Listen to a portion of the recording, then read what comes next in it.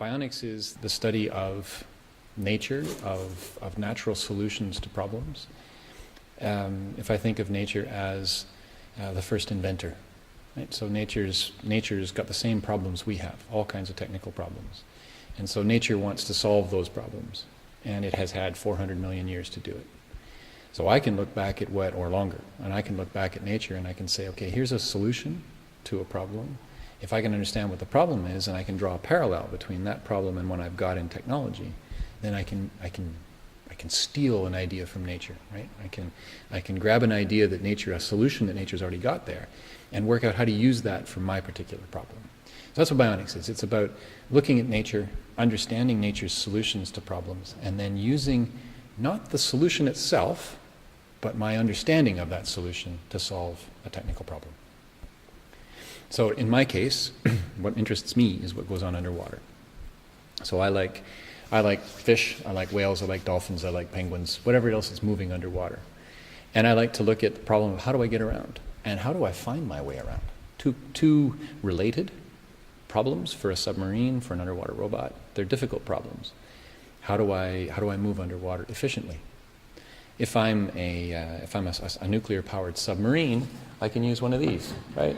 In fact, if I've got gasoline on board, I can use a propeller. Pretty simple technology, right? Propeller spins, we all know how it works, right? And there's 150 years of engineering behind these things. They're pretty good. Modern propellers, you might get 60, 70% efficiency out of a modern propeller. The energy that comes in here on the input shaft to forward thrust. 60, 70%, which isn't bad when you think about it. But a fish, I haven't got a real fish, but I have a rubber fish. On a fish, the same scale, right? The same, when I think about the same mathematics, 96 to 98% of the energy that comes out of the muscles of this thing goes into efficient movement forward. So I've got a solution here to movement. I don't want to make a boat that swims like a fish. It would be ridiculous, right? I'd get seasick just thinking about it. But if I can understand the fluid dynamics, if I can understand how this body moves through the water and how it interacts with the flow, then I can build a better propeller. Or I can build a not propeller. I can build something that'll move me ahead, some kind of a propulsor that, okay, it's not quite a fish, but it sort of works like a fish. And when I swing this, if I swim it a little bit, I get a movement. And in the bending of this, inspired by a fish, I have a very, very efficient movement.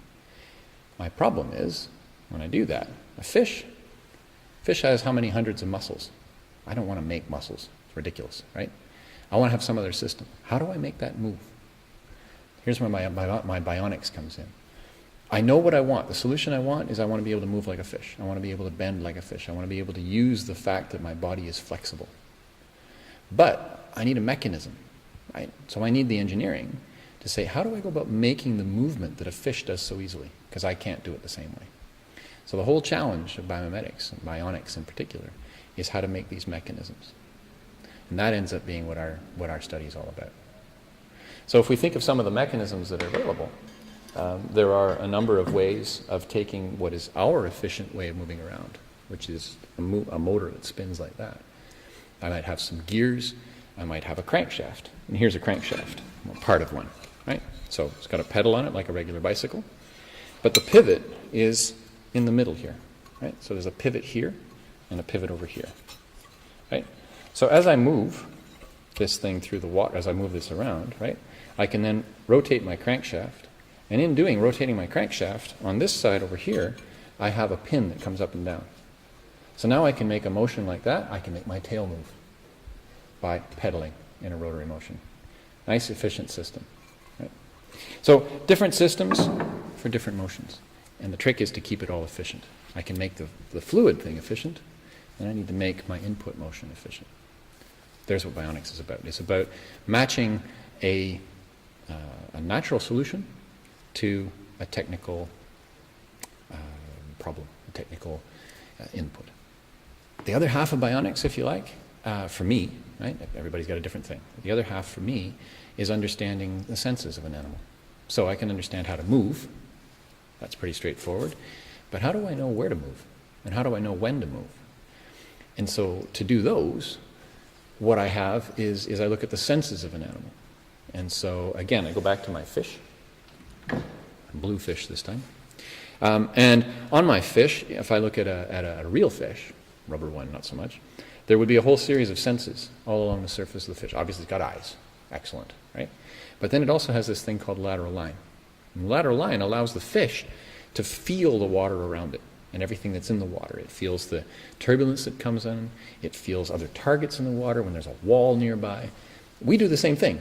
We're just not so good at it, right? And fish are really good at it, and they have a sense specialized at that. So I can make an artificial one. I have colleagues that make artificial sensors. So what I want to do is to take a blimp, something about the size of my submarine back here, right? And I want to put sensors on it so that I can detect how best to move through the water and how to detect objects. So again, I can use what a fish knows how to do really well. If I think about a tsunami or a river, big high currents, right? If I put a machine in a tsunami, I end up with parts, right? If I have a fish, the fish just kind of goes with the flow and then goes back out with the flow. Didn't get hurt, right? It manages to keep itself up, manages to keep itself in the flow, manages to move and operate in environments which our machines couldn't do. How? Because it can predict.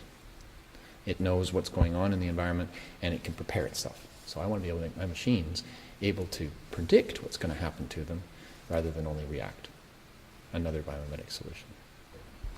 Nature's got a lot of really elegant solutions to the problems it faces. They're tuned over millions of years. If I can get hold of those solutions, if I can understand how they work, then I can solve the problems that face me as an engineer, which are the same ones as nature, and make better machines.